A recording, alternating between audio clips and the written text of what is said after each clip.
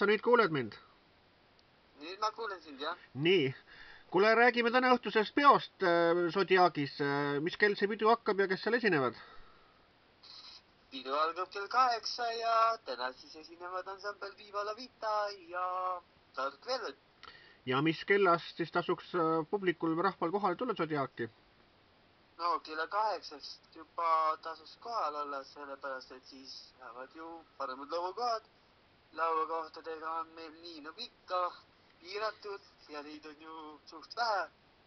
Aga ma arvan, et täna õhtul saavad kõik istuma. Kas sul plaate ka veel müüa on, ei ole?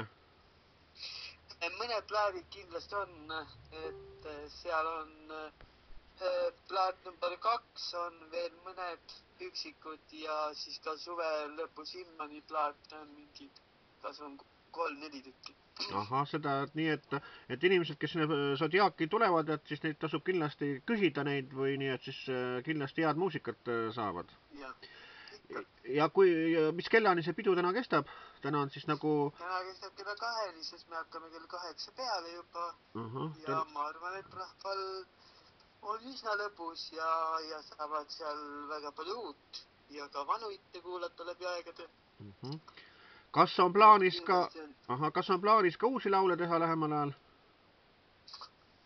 Tuleb uusi laule välja, sest praegu ma tegelen 2-3 lauluga ja peaks see aasta veel 4 lugu kindlasti linti saama.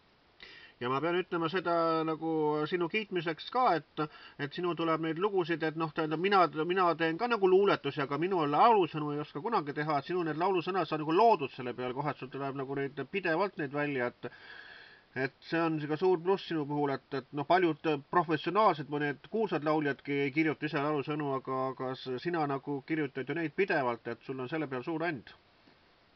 No igal ühel on oma anne ja anname parima, et rahvale kas see ka meeldiks. Ja kas on nüüd pea tänast pidu, et millised peod on siis nüüd edaspidi tulekul, et oskad seda infot ka nagu anda nüüd? Tõenäoliselt rahvas peab jälgima reklaami, aga 24. novembril on üks üritus Tartus saunapubis.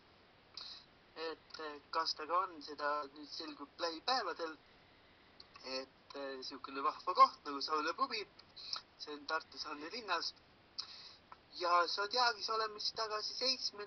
detsembril ja 21. detsember on seal siukene vahva üritus nagu talve- ja jõulusimman, kus siis on ka tohutult palju esinejaid, kaasa arvatud ka Illar Koht. Jaa, seda kindlasti. Nii et see saab tulema niisugune põnev üritus nagu ikka, no nagu kõik üritused on Zodiagis põnevad kindlasti.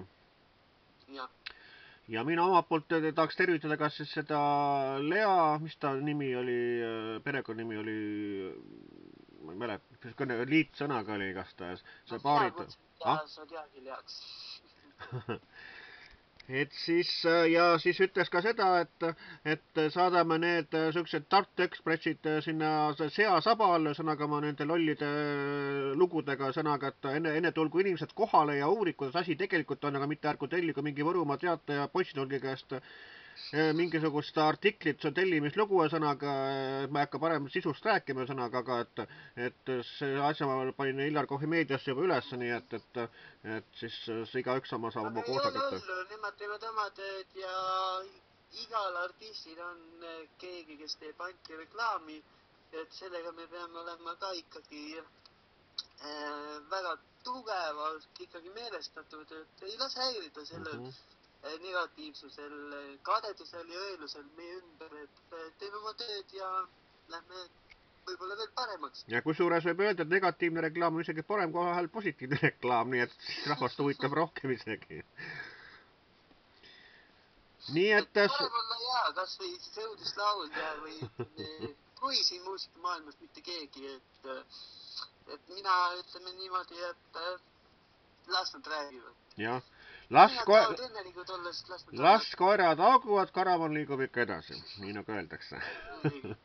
aga mina soovin sulle siis kõike head ja täna õhtul toredat pidu, kus palju rahvast kindlasti ja edaspidiseks, nii et ja me kohtume 21. detsembril Zodiagis, kus on see jõulu ja siis see talve simmane sõnaga. Nii et edu ja jõudu sulle. Edu ja jõudu. Ja olge tublid. Aitäh, mina Illar Kohv-Piinevalt ja tegin videointervjuu DJ Eiki Ainsaluga. Nägemist, tšau!